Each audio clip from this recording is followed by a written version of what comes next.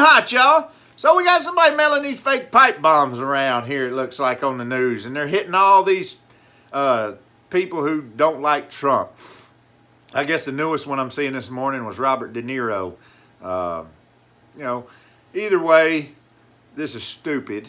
I have to say that just from what little bit of information and knowledge I have on this subject here, it does appear to be that we're dealing with I wouldn't say amateur, I would say a faker. I don't think this person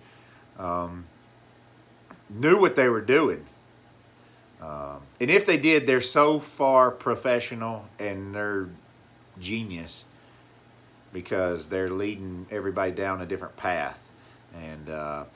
But I just don't think that we're dealing with this kind of genius. I think we're dealing with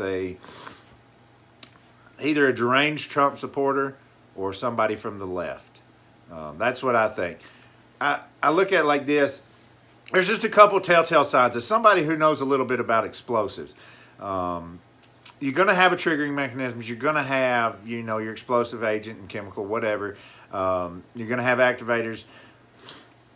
And everybody that builds bombs has their own little telltale signs.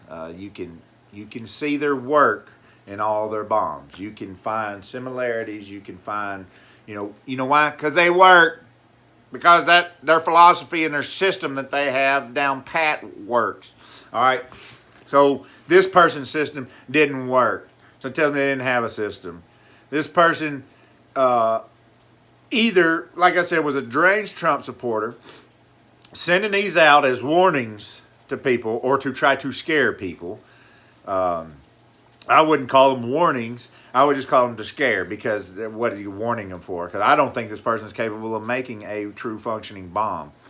Because they look like movie bombs. That's why I say it could be a left-wing liberal. It could be one of them Hollywood idiots. But either way, sure, they may use some black powder in them and whatever. But I question their functionability. Just from what I've seen on TV, the x-ray pictures, the packaging that came in. Let me talk about that for a minute. The packaging that came in. Folks, bomb makers are real strategic people. They dot their I's and they cross their T's. They've already ran through most of these scenarios. They've already played them out in their head before they happen. So they're covering their tracks as they go. So the things that stands out to me is you got big manila envelopes. And I'm talking about printed return addresses and printed, on a piece of paper and then stuck on the thing. First off, why in the hell? No bomb maker in the world is going to send big old letters on packages. That just screams, look at me. It just screams attention.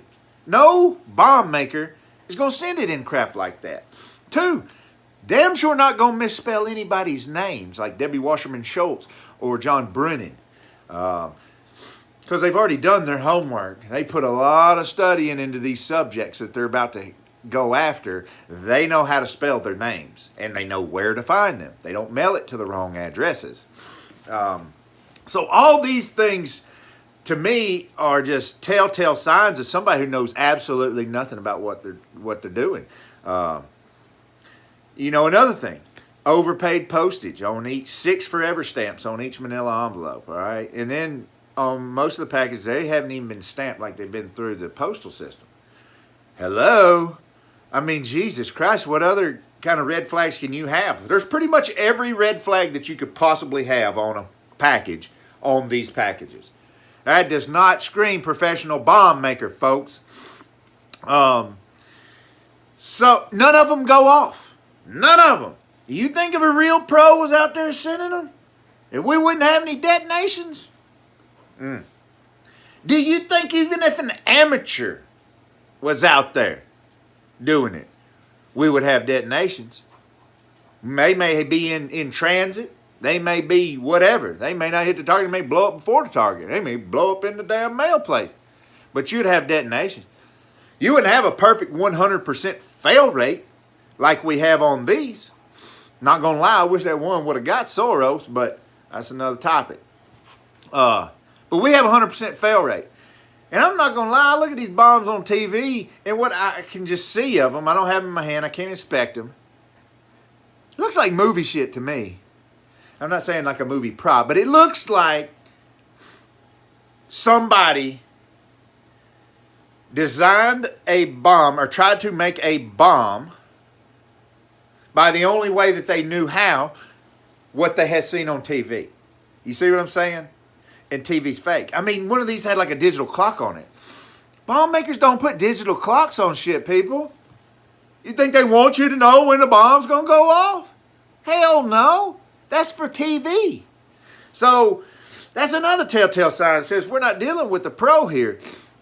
We're dealing with an extreme. I don't even think we're dealing with an amateur. I think we're dealing with a nutbag who's trying to scare people.